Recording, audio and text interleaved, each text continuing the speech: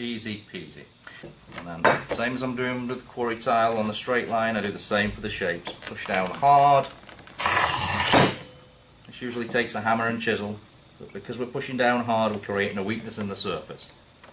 It takes a bit more to squeeze these big sections, but as I said, you can use a hammer if you need to. So that's all there is to doing a hard tile. Quarry tile. Make sure the glass is nice and clean, no bits of grit on the surface. Always hold it close to the wheel again, start right on the top, push down. If you don't hear this noise, you're not pushing down hard enough and it's not going to break the glass. Dead center on the line again. Now on the glass I only go about halfway in.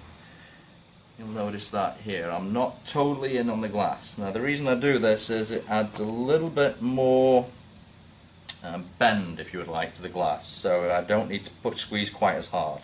So I can slow it down. So I squeeze very, very gently.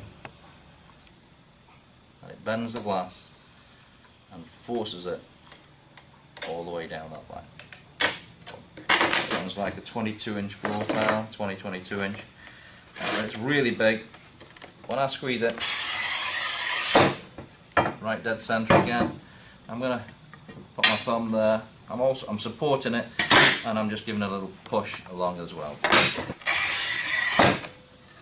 Nice firm score, very gentle squeeze. Increase the pressure slowly whenever you're squeezing the tiles. Nice and easy. And that way you're going to get a much cleaner break.